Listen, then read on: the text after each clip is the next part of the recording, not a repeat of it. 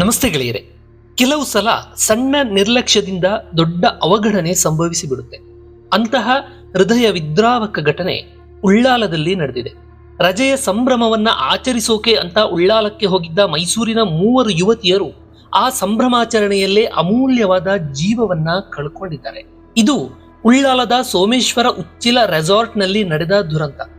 ಮೈಸೂರಿನ JSS ಕಾಲೇಜಿನಲ್ಲಿ ಅಂತಿಮ ವರ್ಷದ ಎಂಜಿನಿಯರಿಂಗ್ನಲ್ಲಿ ವ್ಯಾಸಂಗ ಮಾಡ್ತಾ ಇದ್ದ 21 ವರ್ಷದ ಕೀರ್ತನ, 20 ವರ್ಷದ ಪಾರ್ವತಿ ಹಾಗೂ 21 ವರ್ಷದ ನಿಶಿತಾ ರಜೆಯನ್ನ ಕಳೆಯೋಕೆ ಅಂತ ಈ ರೆಸಾರ್ಟ್ಗೆ ಬಂದಿದ್ರು.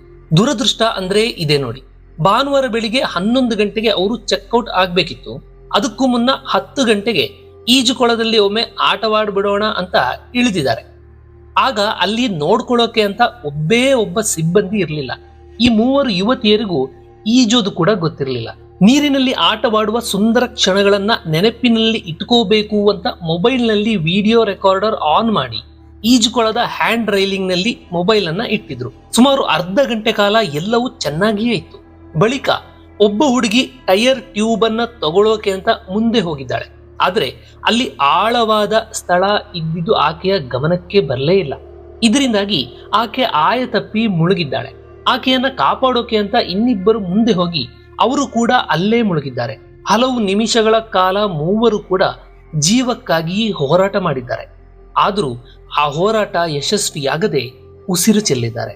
ಈ 3 ಪೈಕಿ ಯುವತಿ ಪಾರ್ವತಿ ಹಿಂದಿನ ದಿನವಷ್ಟೇ ಮನೆಗೆ ಕಾಲ್ ಮಾಡಿ ಇಲ್ಲಿ ನಾವು ಆರಾಮಾಗಿದ್ದೀವಿ, ಎಂಜಾಯ್ ಮಾಡ್ತಾ ಇದ್ದೀವಿ ಅಂತ ಹೇಳಿದ್ವಿ. ಆದ್ರೆ ಈಗ 3 ಹೆಣವಾಗಿ ಸಿಕ್ಕಿರೋದು ಕುಟುಂಬದವರಲ್ಲಿ ದೊಡ್ಡ ಆಘಾತ ಉಂಟು ಮಾಡಿದೆ. ಈ ರೆಸಾರ್ಟ್ ನಲ್ಲಿ ಈಜುಕೊಳದ ಬಳಿ ಯಾವುದೇ ಸಿಬ್ಬಂದಿ ಇರಲಿಲ್ಲ. ಒಂದು ವೇಳೆ ಯಾರಾದರೂ ಇದ್ದಿದ್ರೆ ಆ 3 ಅಮೂಲ್ಯ ಜೀವಗಳು ಉಳಿತಾ ಇತ್ತು. ಈಗ ಉಳ್ಳಾಲ ಪೊಲೀಸರು ಪ್ರಕರಣ ದಾಖಲಿಸಿಕೊಂಡು ತನಿಖೆ ಮಾಡ್ತಾ ಇದ್ದಾರೆ. ಸದ್ಯಕ್ಕೆ ರೆಸಾರ್ಟ್ನ ಬಂದ್ ಮಾಡಿ ಮಾಲೀಕ ಹಾಗೂ ಒಬ್ಬ ಸಿಬ್ಬಂದಿಯನ್ನ ಬಂಧಿಸಲಾಗಿದೆ. ಈಜು ಗೊತ್ತಿಲ್ಲ ಅಂದ್ರೂ ನೀರಿನಲ್ಲಿ ಇಳಿಯೋ ಸಾಹಸ ಮಾಡೋ ಪ್ರವೃತ್ತಿ ಈಗೀಗ ಹೆಚ್ಚಾಗ್ತಾ ಇದೆ. ನೀರು ನಮಗೆ ಜೀವಜಲ ಅನ್ನೋದು ನಿಜ.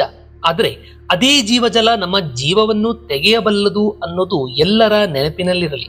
ಅದರಲ್ಲೂ ನೀರು ತರಬಲ್ಲ ಅಪಾಯದ ಬಗ್ಗೆ ಗೊತ್ತಿಲ್ಲದ ಮಕ್ಕಳು ಈ ಬಗ್ಗೆ ಹೆಚ್ಚು ಎಚ್ಚರಿಕೆಯಲ್ಲಿರೋದು ಉತ್ತಮ.